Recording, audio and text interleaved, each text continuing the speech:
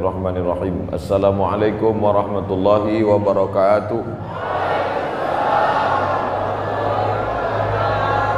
Alhamdulillahilladzi ahyana ba'da ma amatana wa ilaihin nusyur. Allahumma salli ala sayyidina Muhammad wa ala ali sayyidina Muhammad. Bapak-bapak, ibu-ibu, jamaah fardhu subuh, insyaallah kita semua dimuliakan Allah Subhanahu wa taala. Amin ya rabbal alamin. Ad-dunya bustan. Dunia ini akan indah seperti taman. Zuyinat bi arba'ati asya. Kalau dihiasi ada 4 hal. Kalau dunia ini dihiasi 4 hal, dunia akan indah seperti taman.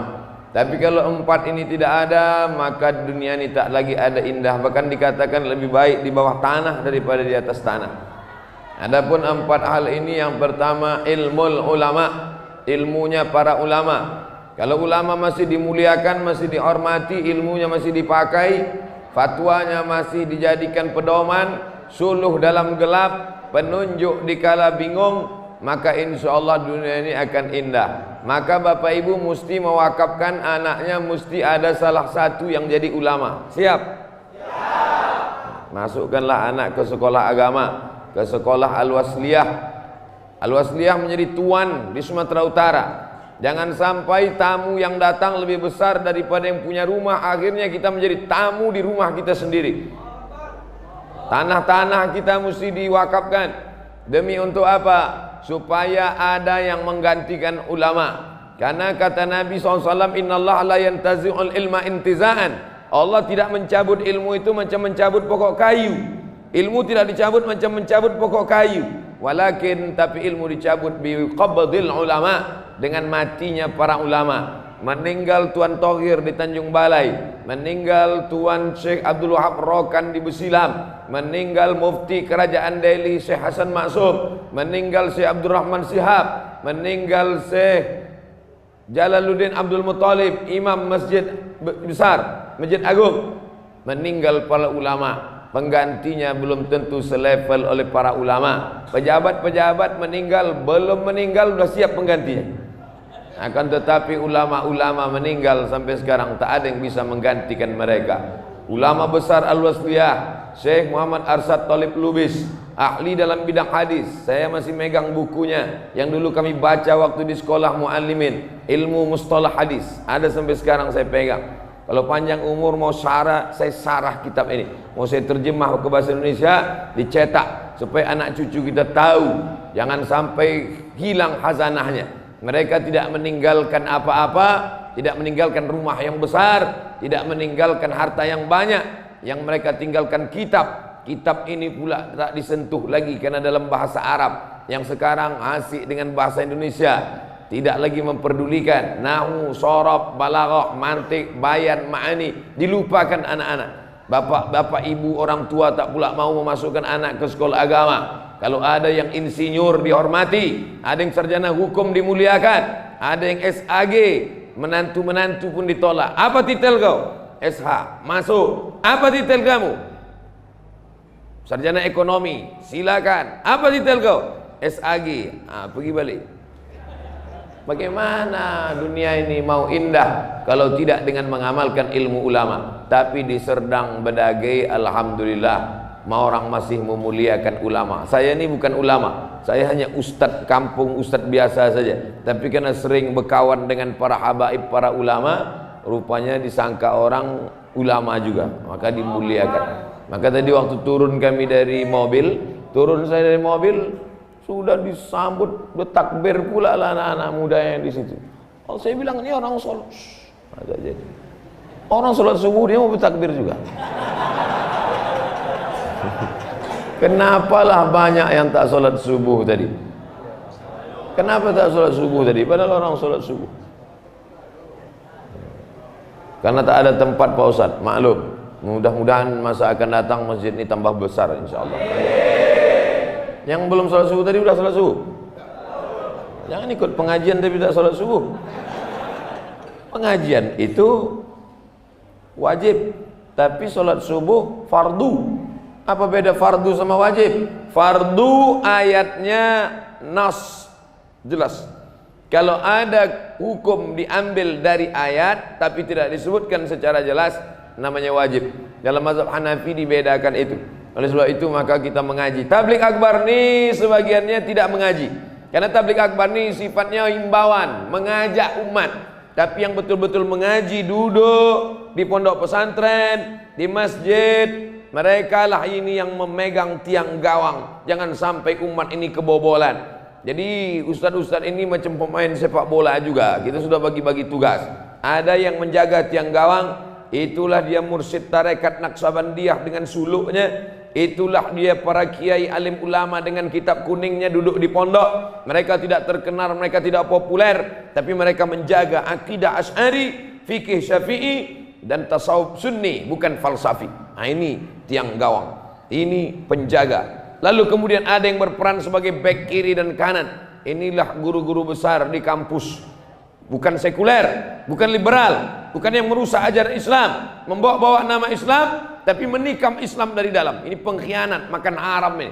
Kalau ada guru besar, profesor yang merusak ajaran Islam dari dalam, dia lebih dulu masuk neraka jahanam. Tapi ada yang penyerang di depan. Ini yang tampil di depan.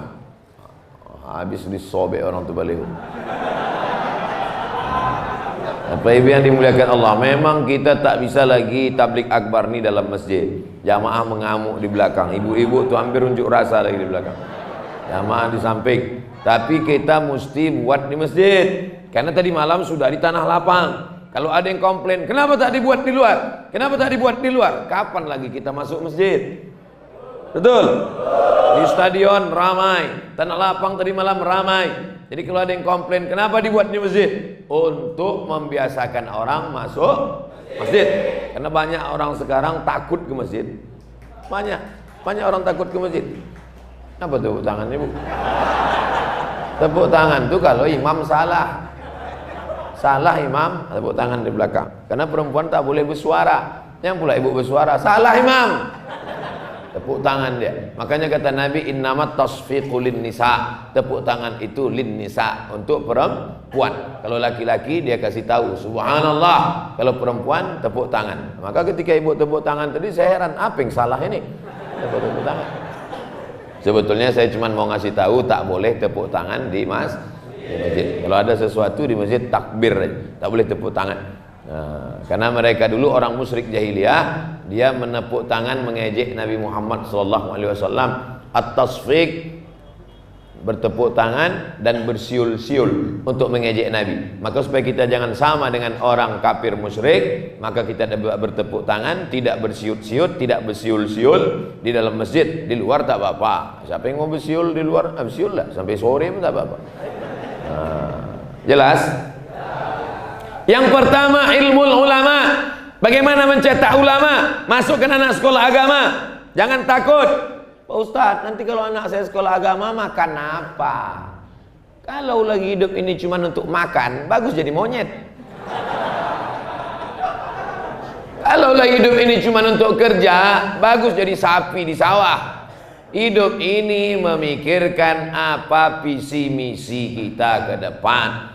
Kau tinggalkan anak pegawai, duitnya banyak, rumahnya besar, hidupnya mewah, tak peduli agama, tinggal. Tapi kalau ada pejabat yang peduli agama, polisi peduli agama, tentara peduli agama, karena basicnya pendidikan agama, SD Al-Quran, SMP IT, maka insya Allah jadi apapun dia nanti, dia tetap akan berperan sebagai penyuluh, penerang, pengajak, da'i. Nahnu du'at qabla kulli syai'. Sebelum jadi apapun kita adalah da'i. Da'i itu mengajak orang ke jalan Allah. Da'i bukan yang khutbah di atas nih. Da'i bukan penceramah pakai mikrofon.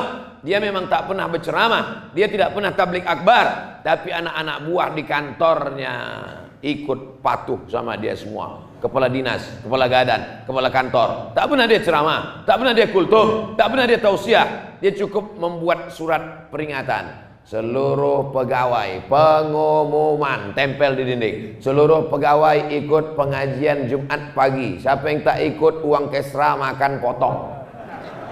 Dijamin ramai tak kantor tuh pengajian. Ramai. Tapi kadang saya kalau ceramah di kantor-kantor sunyi, pemain inti saja. Saya tanya, "Si Anu kemana?" "Di luar Pak Ustadz, duduk-duduk." Kenapa orang sepele pengajian? Karena pejabat tak mengaji. Kenapa pejabat tak mengaji? Karena ulama dilecehkan. Dunia akan indah yang pertama ilmu ulama, dengan ilmunya para ulama. 4 poin yang mau saya sampaikan malam ini. Dunia akan indah kalau ada 4 poin. 15 menit, 15 menit, 15 menit, 15 menit, pas 60 menit. Nanti kami pun akan cabut langsung. Mudah-mudahan pertemuan kita ini mendatangkan barokah. Amin.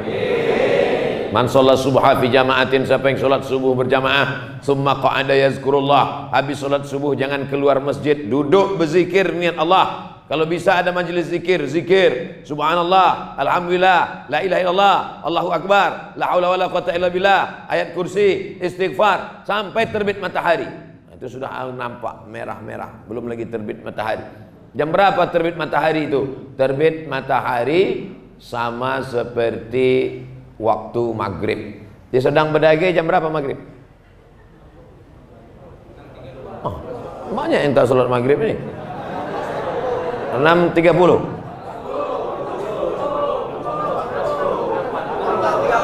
Karena masyarakat ikhtilaf, baliklah kita ke jam.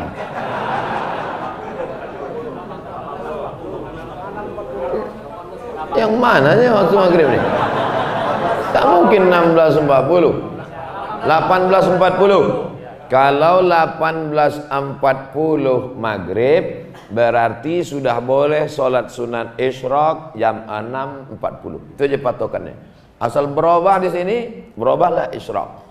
Isyraq itu waktu terbit matahari setelah lewat 12 menit.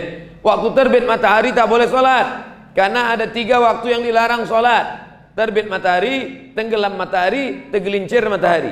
Terbit matahari, tenggelam matahari, tergelincir matahari. 3 waktu itu dipakai orang kafir musyrik jahiliyah menyembah Lata, Uzza, Manat, Hubal, Jibti, Taghut, Naham. Maka tak boleh kita sholat. Kenapa begitu? Waktu terbit matahari, matahari itu bulat.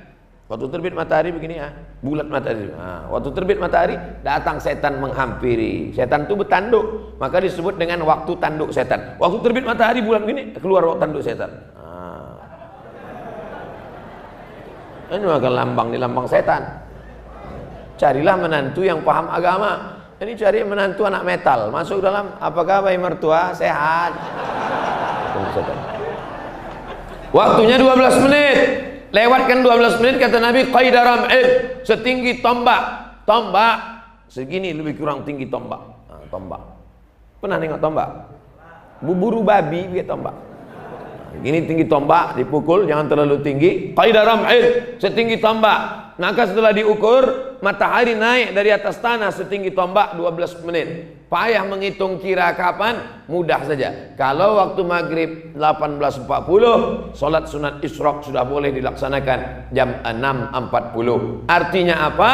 Sholat subuh berjamaah, duduk sampai 6.40, sholat sunat isyraq 2 rakaat. Usolli sunnatal isyraq rakaat ini lillahi ta'ala. Senin, Selasa, Rabu, Kamis, Jumat tak bisa. Masuk kantor, sibuk, bisnis, usaha, toko, panen, ke sawah, ke kebun, ke laut.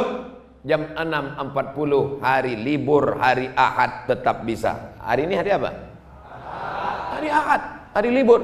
Apa tak bisa? Pak Ustadz, saya Senin, Selasa, Rabu, Kamis, Jumat sibuk. Hari Sabtu pula sibuk juga. Hari Ahad sibuk juga. Inilah manusia nih, sibuk mencari makan tapi tidak bisa makan. Aneh manusia nih, sibuk mencari makan tapi tak bisa makan. Duit banyak tapi tak bisa dinikmati.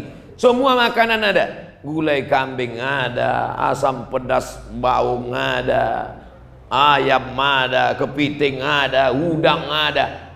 Bisa kau makan udang? Kolesterol. Bisa kau minum teh manis? Diabetes. Nasi pun tak bisa dimakan lagi, karena nasi sudah mengandung gula, bersemut. Akhirnya apa lagi yang bisa dinikmati hidup?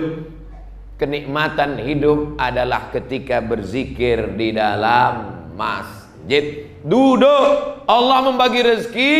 Habis sholat subuh menjelang matahari terbit, disitulah rezeki itu dibagi-bagikan Allah. Duduk, ini di situ Allah bagi rezeki, di situ pula dia absen.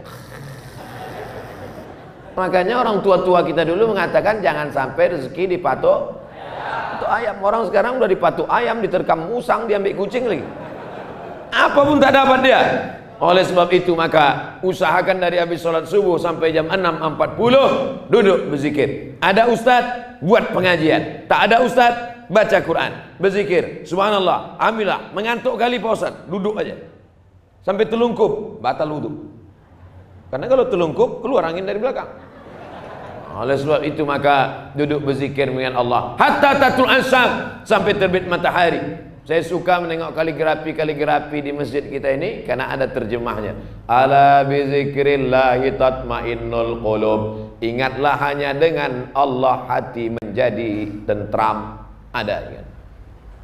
Ada semua ayat-ayat, ada terjemahnya. Kadang di masjid-masjid lain banyak juga ayat tak ada terjemahnya. Semua jamaah memuji. Cantik kaligrafi ini Pak Ustaz, mantap. Apa isinya? Entah. Ditulis Abu Bakar, Ali langsung. Abu Bakar, Umar, Utsman, Ali. Kenapa ditulis Abu Bakar, Umar, Utsman, Ali? Untuk membedakan dengan masjid Syiah. Syiah tak mau menulis Abu Bakar sama Umar.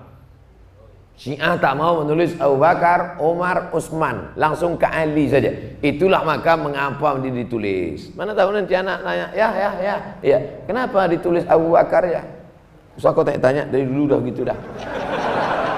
Karena Syiah tak mau mengakui Abu Bakar. Kata Syiah, Abu Bakar sama Umar sama Utsman ini penjahat yang merampas khilafah kekuasaan Ali. Maka Abu Bakar, Umar sama Utsman ini kafir, kata Syiah. Orang Serdang Bedage ini Syiah apa Ahlus Sunnah?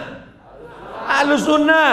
Maka ditunjukkannya kami Ahlus Sunnah. Abu Bakar, Umar, Utsman, Ali radhiyallahu anhu. Nah, ini bagus tulis kaligrafi. Kenapa kaligrafi ini ditulis di atas? Supaya mata jamaah khusyuk sholat. Karena kalau ditulis di depan, itulah mata dia nengok.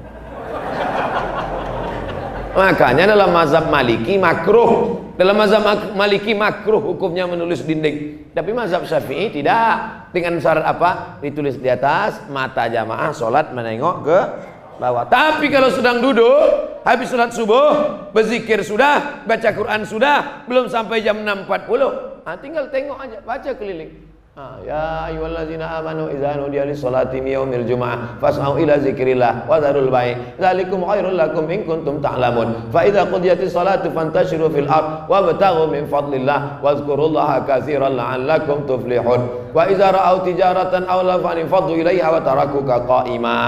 Tengok terjemahnya. Saya membaca tulis Arabnya tak bisa Pak Ustaz, berbelit-belit terjemahnya aja. Terjemah pun tak nampak Pak Ustaz, beli teropong.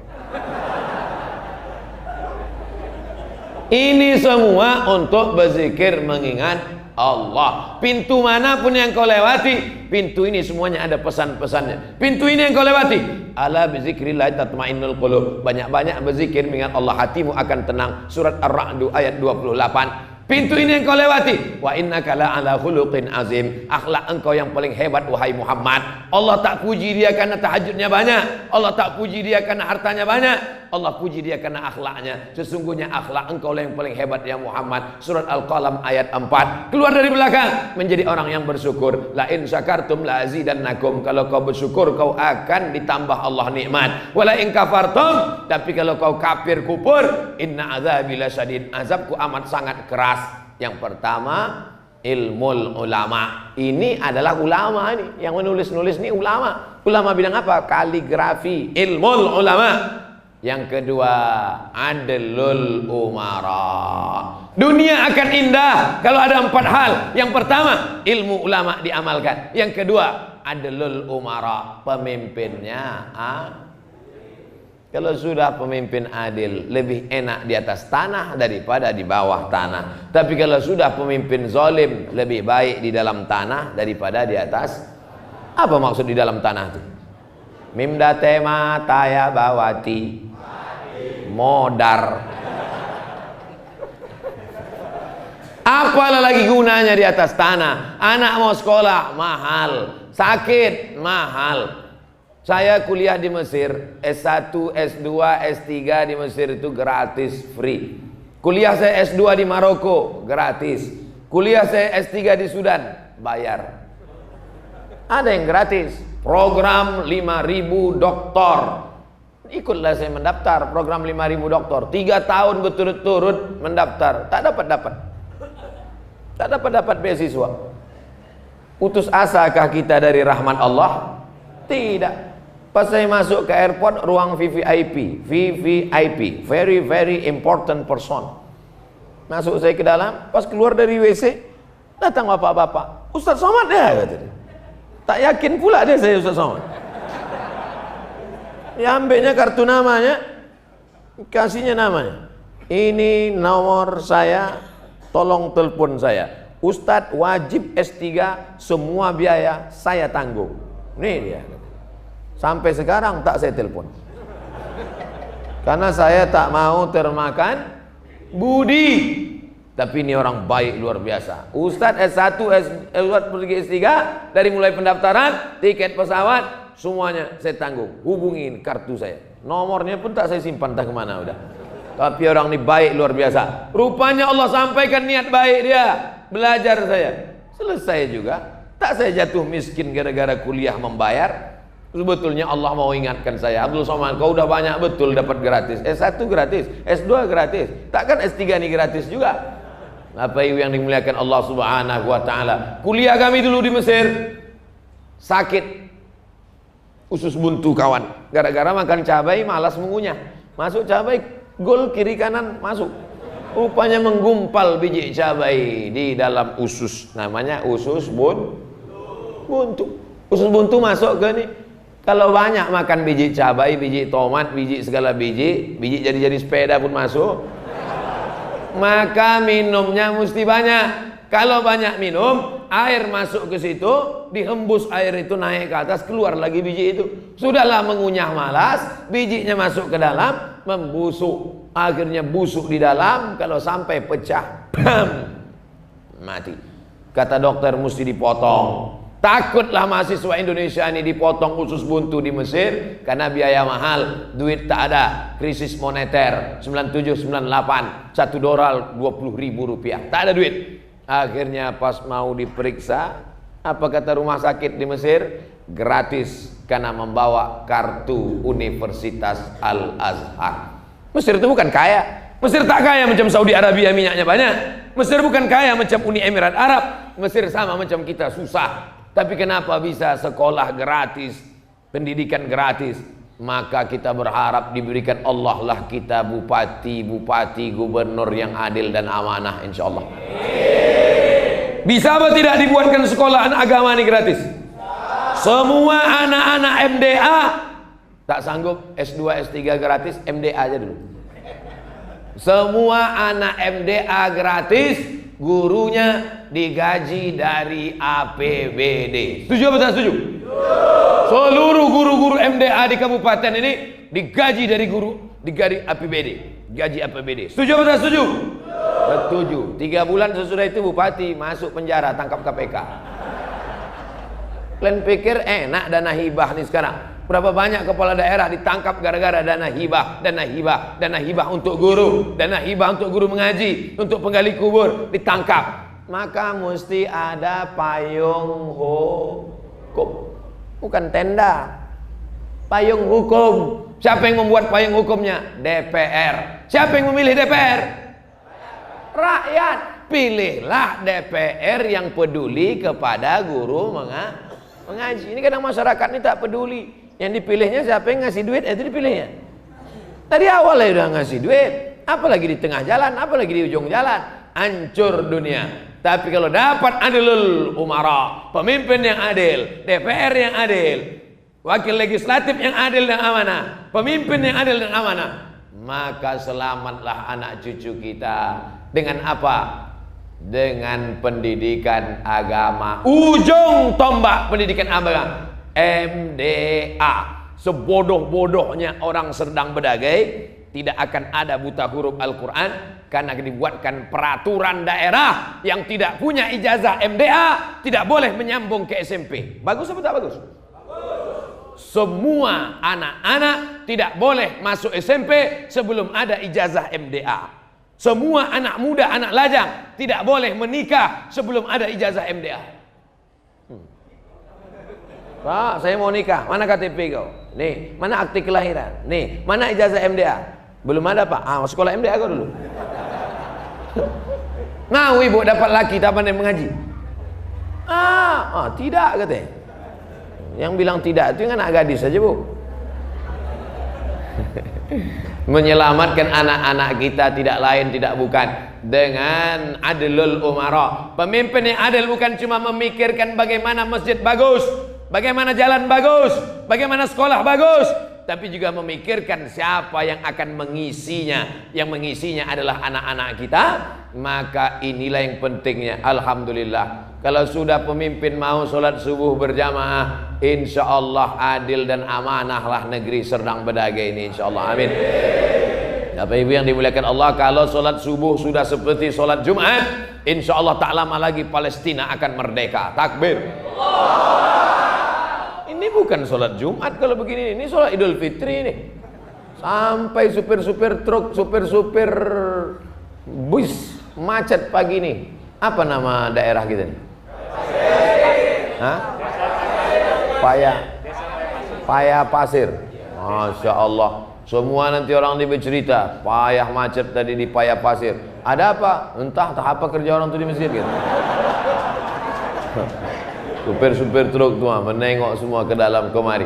Ini pelajaran, ini syiar supaya mereka tahu begitu di Paya Pasir. Aku kemarin lewat di Paya Pasir, orang sholat subuh berjamaah seumur hidupku, kata supir-supir truk itu. Baru itulah nengok orang sholat subuh seramai itu.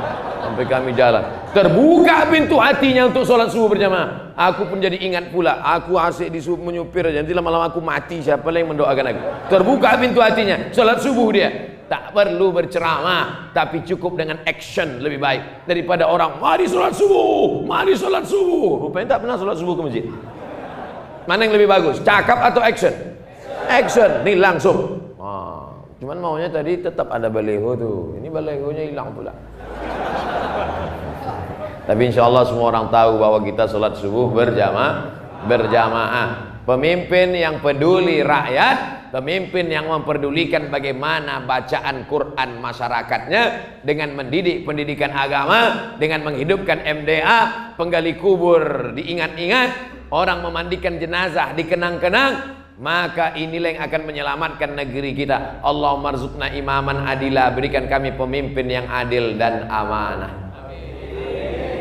Di akhirat kita akan ditanya, pernahkah telinga kau pakai mendengar? Pernah kau pakai mata menengok? Pernah. Tapi tangan juga akan ditanya, sudahkah kau pakai tangan kau ini mencoblos pemimpin yang adil dan amanah? Karena saat kita itu sedang bersaksi di hadapan Allah, aku bersaksi bahwa orang yang kupilih ini baik untuk agamaku, baik untuk masjidku, baik untuk pendidikan anak-anakku. Takbir. Tapi waktu mencoblos itu dalam hati aja. Waktu di dalam takbir. Apanya kerja kau di dalam itu?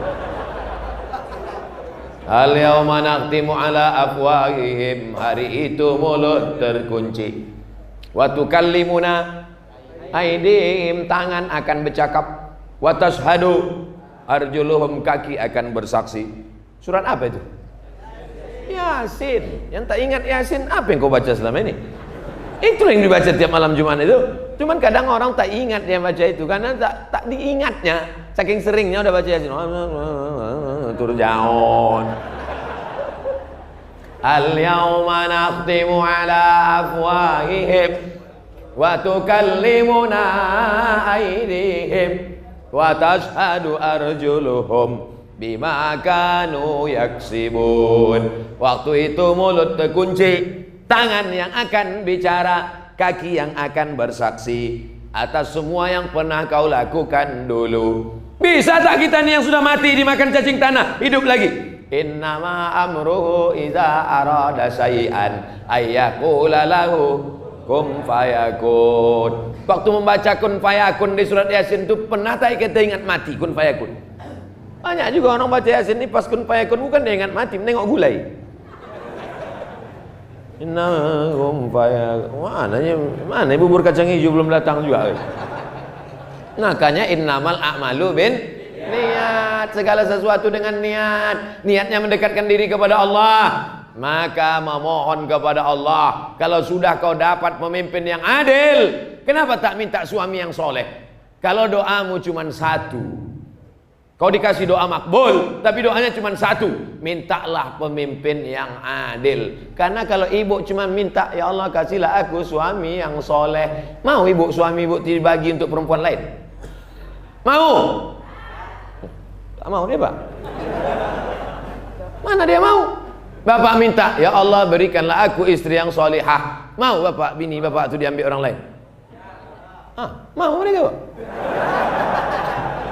Itu beda ibu sama bapak ternyata. Ibu itu tak mau dia dibagi, tapi bapak terserahlah Pak Ustaz, mau diambil orang ambil aja dulu.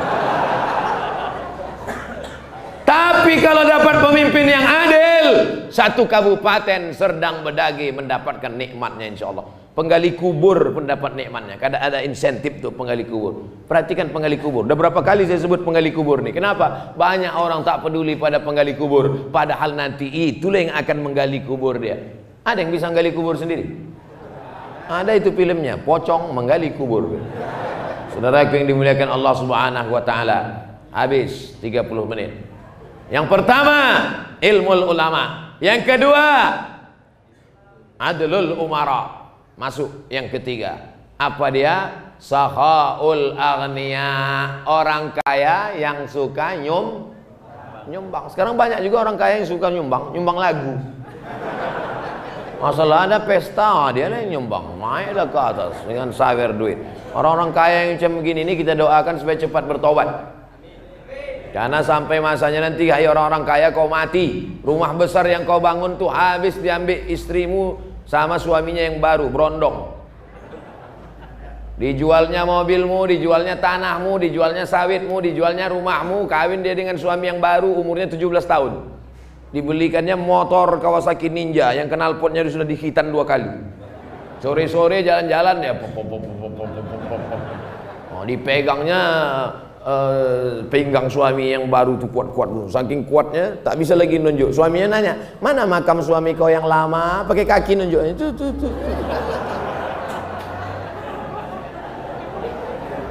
Semua akan tinggal, harta benda tinggal. Semuanya tidak dibawa mati. Tapi apa yang dibawa mati? Nih, tanah tapak masjid Paya Pasir nih.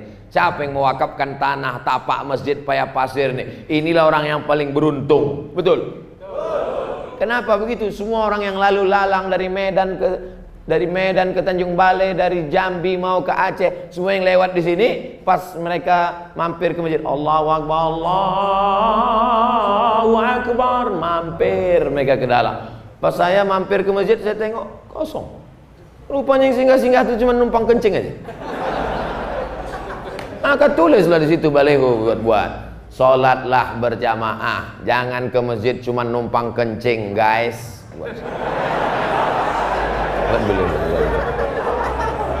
Udah numpang kencing, masuk duit kerincing 1000 perak. Itu besar tulisan dulu. Jangan buang sampah sembarangan. Itu udah selesai lama itu. Buat di sampingnya itu ada baru lagi. Jangan cuman mampir ke masjid untuk kencing, ingat sholat. Buat gambar peti jenazah besar-besar. Bisa mobil dibawa mati? Bisa. Mobil yang mana? Datang kemari, serahkan ke pengurus masjid. Pak, mobil ini kuwakafkan ke masjid untuk ambulan membawa jenazah. Karena jamaah tak sanggup lagi mikul. Banyak yang mati ini gemuk-gemuk. Yang gemuk jangan tersinggung. Kita bicara menurut medis. Yang paling banyak sakit orang gemuk apa orang kurus? Bukan saya yang bilang, jamaah bilang. Sumber segala penyakit al-ma'idatu baitu kulli da. Sumber dari penyakit adalah lambung. Ma'akal tafa'afnaita, yang kau makan busuk. Kalau sudah busuk menimbulkan bakteri penyakit. Ustadz makan banyak. Tengok sendirilah. Saya nih kalau diundang jamaah, makan sini, makan sini, makan sini, makan sini, makan. Saya cicip-cicip aja sedikit. Banyak jamaah itu ikut-ikut pula saya. Diambilnya saya tengok nasi sedikit. Kenapa kau ambil sedikit? Ustadz sedikit. Aku sedikit. Ini udah yang ketiga kali udah. Bapak Ibu yang dimuliakan Allah Subhanahu wa taala. Kulu. Makanlah, silakan makan. Wasrabu. minumlah, silakan minum. Wala tusrifu, jangan berlebih. Makan tuh untuk menegakkan tulang belakang. Asal udah tegak belakang, selesai. Makanya kalau ada bapak ibu nanti yang sarapan banyak, betul ditanya sama bininya, bang, kata Ustaz Somad tadi kan makan jangan banyak-banyak. Adinda, abang kalau tak sebanyak ini tak tegak tulang belakang. Ini hanya untuk menegakkan tulang belakang aja nih. Apa maknanya? Yang kau makan busuk, yang kau pakai lapuk. Yang kau pakai lapuk, peci lapuk, jilbab lapuk, baju kurung lapuk, baju tuluk belanga lapuk. Ada orang Islam mati bawa seragam? Ada? Belum pernah lagi. Lama hidup banyak dirasa, jauh berjalan banyak ditengok. Lama sudah saya ikut sholat jenazah, tetap juga dibuka pakaian kehormatan, kebesaran, kehebatan. Baju kebesaran, tahu baju kebesaran? XL ukurannya. Kebesaran. Tinggal peci kesayangan nih, tinggal. Udah berapa kali orang minta nih, tak saya kasih. Tinggal jam, tinggal cincin, tinggal semuanya, tinggal digulung pakai kain selapis, 2 lapis, 3 lapis macam dodol Garut. Masuk ke liang lahat, ditempelkan hidung nih Pak. Menanamkan jenazah. Kepala di sini, kaki di sini. Hadapkan wajah ke arah kiblat. Digali lubang, dihadapkan wajah ke kiblat, diciumkan hidung. Maka pocong itu dibuka. Pocong itu bukan buka talinya, ditempelkan hidung nih ke tepi tanah tuh. Mana tahu nanti kalian disuruh orang masuk, sebagus-bagusnya yang masukkan ke dalam tuh anaknya menyolatkan, anaknya menempelkan, masukkan ke dalam liang lahat, merengkan jenazahnya, maka dikasih bulat-bulat tanah itu, tanah yang bulat-bulat tuh untuk menempel belakang. Bukan bantal.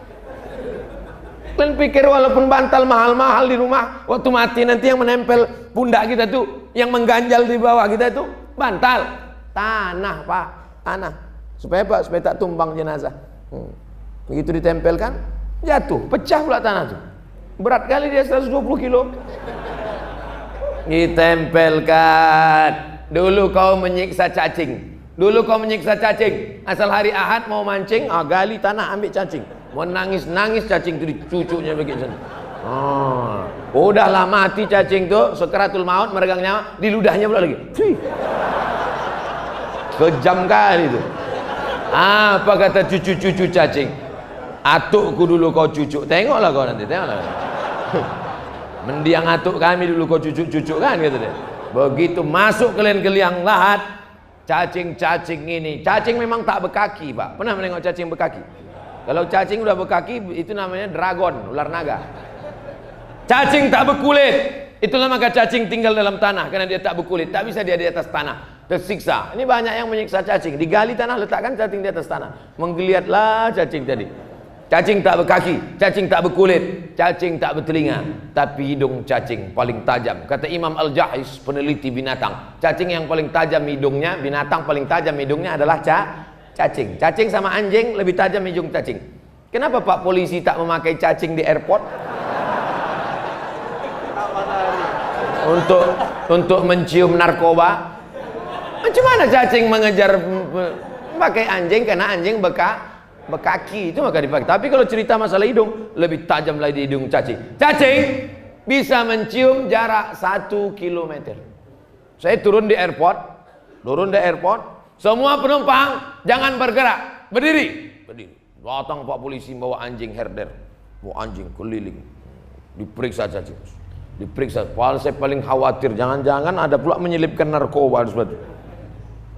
Tajam, tapi ada yang paling tajam hidungnya adalah cacing. Berapa jarak penciuman cacing? 1 kilometer. Jadi kalau meninggal kita di sini, dikuburkan di tepi ini, di belakang ini, maka jarak 1 kilometer cacing-cacing sudah mencium. Apa kata cacing-cacing? Breakfast,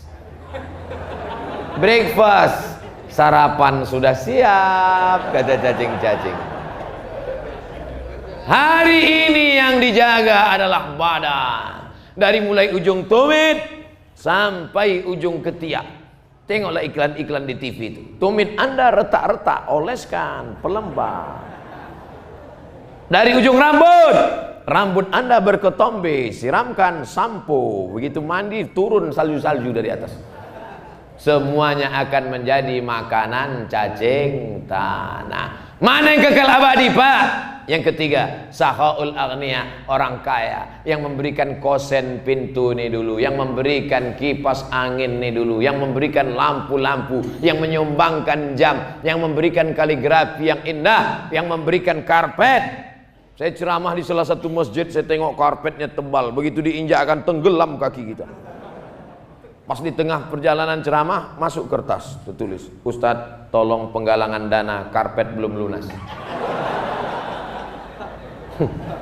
Masjid Paya Pasir memang sederhana, tapi tak ada utang, betul? Nah, betul, tanya dulu pengurus. Bapak Ibu yang dimuliakan Allah Subhanahu wa taala, masjid bagus, kamar mandi bagus, cantik, indah di tepi jalan. Beruntungnya yang punya tanah ini dulu. Saudaraku yang kalian punya tanah di pinggir-pinggir jalan ini, maka bangunlah masjid. Di sini sudah ada masjid, di tempat-tempat lain. Kupesankan kepada kalian semua yang punya tanah yang kaya-kaya, bangun masjid, buat MDA, buat sekolah. Ulang 3 kali, yang kaya-kaya bangun masjid, buat MDA, mati kalian. Itulah yang menerangkan kubur, membuat alam barzah terang benderang. Di tengah malam orang membaca Quran, mengaji, pondok pesantren. Tapi yang lain-lain akan diambil. Ibu-ibu yang punya gelang, punya rantai, punya subang, punya anting, dapat gaji 13, beli cincin. Dapat gajian, beli cincin. Dapat lagi, beli gelang. Dapat lagi, beli rantai. Disimpan di dalam laci lemari. Begitu dibuka, begelimang emas permata. Meninggal dunia. Siapa ngambil? Saya bukan mau menghasut ibu supaya benci sama bapak, cuman waspada-waspada aja. Saya bukan provokator. Saya cuma mau mengingatkan, wa tawasau bil haq wa tawasau. Ingat-ingat Bu, balik dari sini rapi-rapikanlah. Bukan maksud saya balik dari sini nanti bapak minta buatkan teh manis. Mama, mana teh manis papa pagi ini? Abang buat aja sendiri. Patutlah abang tengok-tengok cincinku itu selalu ya. Singkat cerita ibu pun mati. Gelang tinggal, cincin tinggal, subang tinggal, anting tinggal, rantai tinggal. Siapa megang? Mana mungkin orang lain megang? Pasti bapak tuh yang megang, karena kunci siapa punya dia kan? Dia megang. Nikah dia lagi. Apa kata bini yang baru? Cantik ya bang, kata. Cantik ya, kata. Ibu dimakan cacing tanah di kubur. Kalau mau beramal, balik dari sini, ambil gelang, ambil rantai, ambil subang, ambil anting, serahkan untuk pembangunan masjid. Berkumpul ibu-ibu semua. Ibu-ibu, namanya ikatan ibu-ibu siap mati. Sudah aku sampaikan ya Allah, sudah aku sampaikan ya Allah, sudah aku sampaikan ya Allah. Tak juga mereka percaya. Tengok aja nanti kalau kalian tak percaya. Saudaraku yang dimuliakan Allah Subhanahu wa taala. Nih ayatnya ditulis, idza qodiyatis shalah. Kalau kalian sudah salat, itu dia tuh, di atas. Idza qodiyatis shalah, kalau kalian sudah salat, fantashiru fil ard, bertebaranlah kalian di atas muka bumi. Untuk apa? Wabtaghu min fadlillah. Pas fadlillahnya di bawah. Carilah rezeki karunia Allah. Tapi waktu mencari rezeki itu, wazkurullaha katsira. Waktu mencari rezeki banyak-banyak berzikir mengingat Allah sambil mencangkul dengan Allah. La ilaha illallah, la ilaha illallah, la ilaha illallah. Makanya berkah dulu.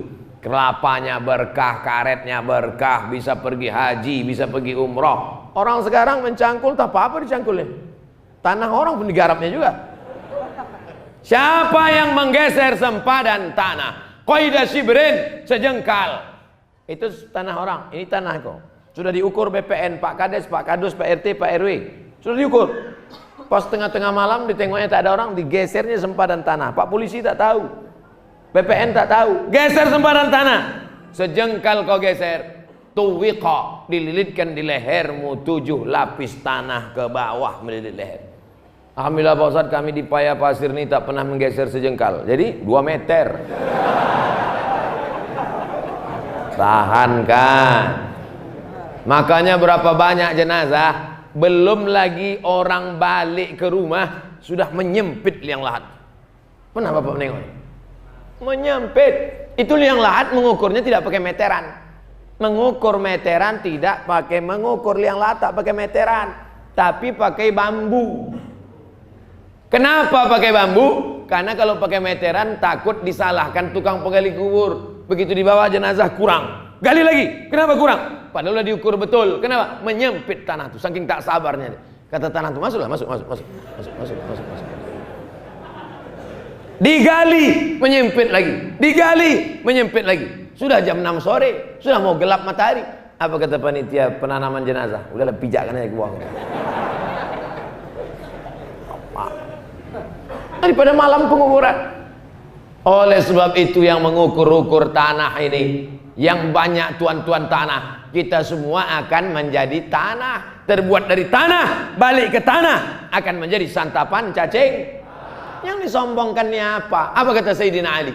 Sayyidina Ali radhiyallahu an, yang disombongkan manusia ini apa? Awaluhu nutfah, akhiruhu jifah. Awaluhu nutfah, akhiruhu jifah. Itulah manusia, itulah hakikat manusia. Awalnya sperma, ujungnya bangkai. Manusia itu awal akhirnya, awalnya sperma, ujungnya bangkai. Kalau malaikat bukan dari sperma, malaikat dari nur cahaya. Setan dari nar api, manusia dari sperma. Ada yang sini dari api, angkat tangan. Biar tahu saya membaca ayat kursinya. Saudaraku yang dimuliakan Allah Subhanahu wa taala, ilmu ulama sudah, adlul umara sudah, sahaul aghnia, ilmu ulama, pemimpin yang adil, orang kaya dermawan. Yang terakhir, dakwatul fuqara, doanya orang miskin. Jangan sepelekan orang miskin. Hati-hati sama orang miskin, hati-hati sama fakir miskin. Kalau kita sepelekan mereka, kita masuk pendusta agama. Pendusta agama bukan orang yang mengejek-ejek agama. Walaupun dia rajin sholat, tapi dia bisa jadi pendusta agama. Gara-gara apa? Menyia-nyiakan orang miskin. Ara'aital ladzi yukadzibu biddin. Tahukah kamu siapa itu orang yang mendustakan agama? Fadzalikal ladzi yadu. Mereka yang menyia-nyiakan anak yatim. Ini bulan depan nih banyak nih yang akan menyantuni anak yatim. Rajab, Sya'ban, penyantunan anak yatim. Dipajanglah anak yatim. Dari mulai jam 4 sore dipajang anak yatim sampai jam 5 sore, sampai jam 6 sore, menunggu azan maghrib. Wassalaman satu-satu. Dibuka anak yatim tuh amplop di rumah, rupanya 5.000 perak. Kalian sudah menyiksa anak yatim, menyanyiakan anak yatim. Menyantuni anak yatim bukan dipajang, bukan begitu caranya. Bagaimana cara menyantuni anak yatim? Pergi ke sekolah, tanya Pak Kepala Sekolah, berapa anak yatim sini? Anak yatim di sini ada 15 orang. Berapa yang belum bayar uang sekolah? Coba tengok daftar mana yang menunggak. Ini Pak, bayarkan dia. Anak yatim ini kulunasi 12 bulan untuk dia. Buat surat keterangan. Anak yatim sudah lunas. Siap? Begitu cara menyantuni anak yatim. Balik dari kantor, balik dari kebun, gajian, pergi ke warung. Datang ke warung, belum buka lagi. Tanya, bang, bungkuskan dulu beras 10 kilo. Apalagi bang? Minyak sekilo. Apalagi? Gula sekilo. Apalagi? Kopi sebungkus. Apalagi? Gula, minyak, beras, kopi, teh, roti gabin, susu 10 saset. Bungkus, antarkan ke rumah anak yatim. Bapak yang belanja, ibu yang mengantar. Jangan bapak mengantar. Nanti bapak mengantar, rupanya mak anak yatim itu cantik pula. Udah hancur. Yang susah Pak Kapolsek juga. Oleh sebab itu maka kita bekerja sama. Wa ta'awanu 'alal birri wat taqwa. Tolong menolong dalam kebaikan dan ketakwaan. Wala ta'awanu 'alal itsmi wal 'udwan. Jangan tolong menolong dalam perbuatan yang tercela. Fadzalikal ladzi yad'ul yatim wa la yahuddu 'ala ta'amil. Jangan sia-siakan orang miskin, Pak. Jangan zolimi orang miskin. Jangan susahkan pegawai-pegawaimu, pekerja-pekerjamu, karyawan-karyawanmu.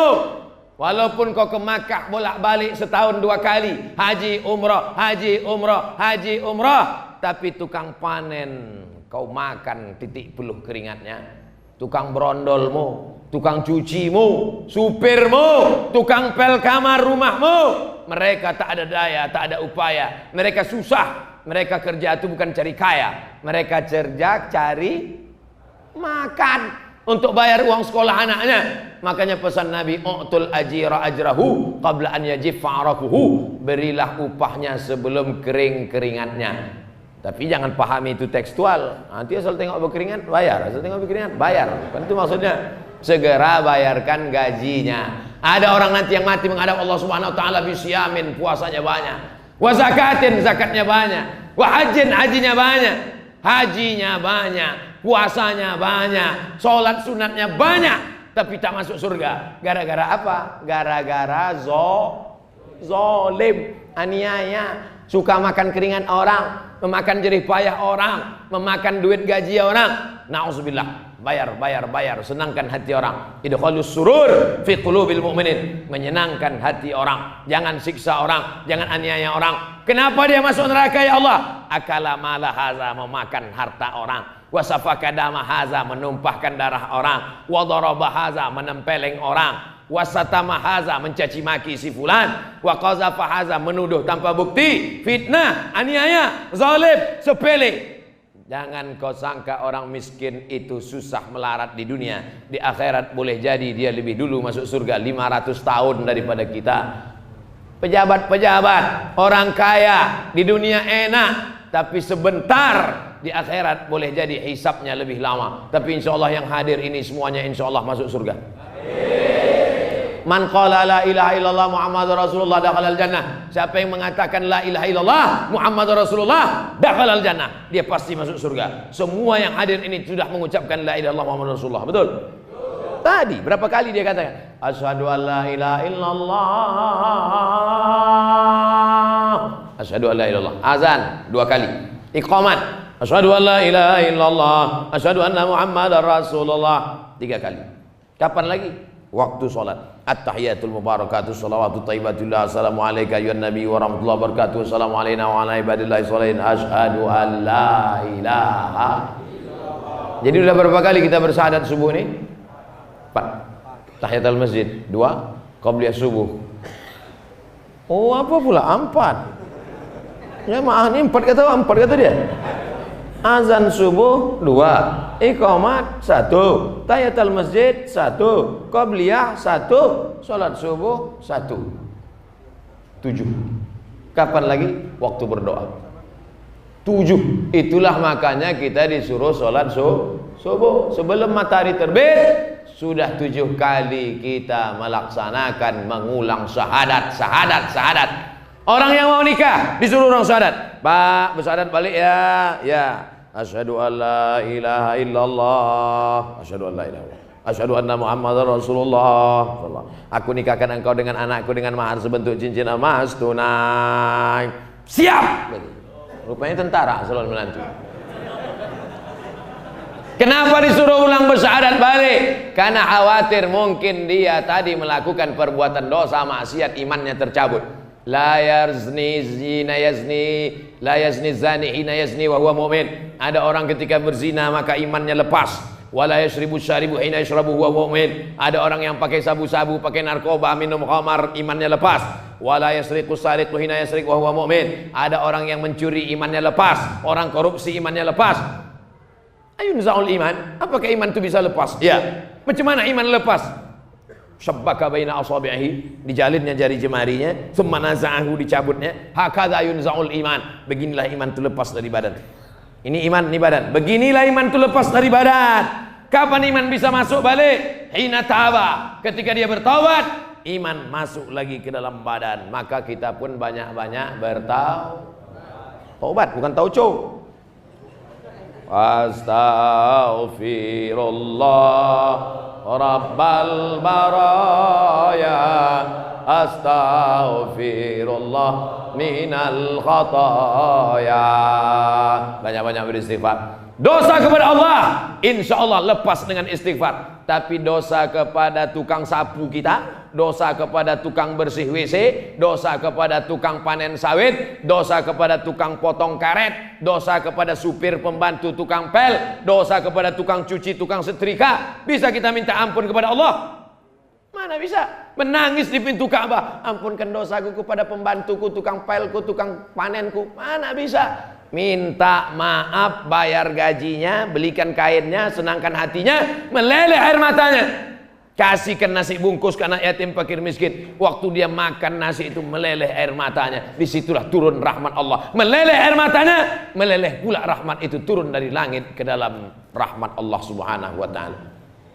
Pak Ustadz, saya asal ngasih makan anak yatim, meleleh air matanya. Kenapa? Rupanya gula itu pedas betul. Bukan air mata yang itu. Air mata haru karena mendapatkan kebaikan. Insya Allah yang 4 ini kita amalkan. Siap? Tak ada guna banyak mengaji kalau tak diamalkan. Pertama, ilmu ulama. Kedua, pemimpin yang adil. Ketiga, orang kaya dermawan. Yang keempat, doa fakir miskin diharapkan selalu. Makanya kalau jumpa fakir miskin, doakan saya, doakan saya. Kenapa pula kita minta doa dia? Kalau memang doa dia makbul, kenapa tak dia berdoa aja untuk diri dia? Iya juga Pak Ustaz. Izhab biqamisi haza, bawalah bajuku ini supaya dicium oleh bapakku Yakub. Nama anaknya Yusuf. Yakub tak bisa menengok buta. Bawalah bajuku ini, kasihkan ke Yakub. Nanti dicium Yakub, ya'ti basira. Setelah diciumnya biji matanya akan terbuka. Apa makna cerita kisah ini? Yakub itu kan nabi kan? Kenapa tak Yakub aja langsung berdoa? Itulah perlunya kita minta doa orang lain. Yakub nabi, tapi dibukakan Allah biji matanya karena doa Nabi Yusuf alaihi salam. Tak tahu entah dari mulut yang mana doa ini dikabulkan Allah subhanahu wa ta'ala. Dia miskin bukan berarti dia dihinakan Allah, tapi dia sedang diuji Allah. Sabar dia dengan kemiskinannya. Kita kaya belum tentu kemuliaan Allah. Boleh jadi kekayaan itu azab. Ada kaya harta dalam bentuk azab, namanya sanastadrijuhum, kami mainkan mereka dengan istidraj, wa umli lahum, kuulur mereka dengan nikmat.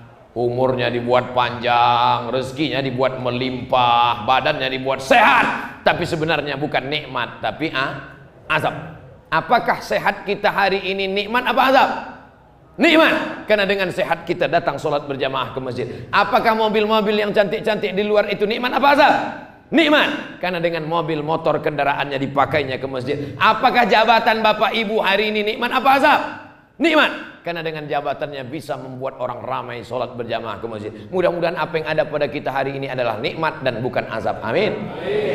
Mari kita sama-sama berdoa kepada Allah supaya kita selalu diridhoi Allah, istiqamah dan mati dalam keadaan husnul khatimah. Al-Fatihah.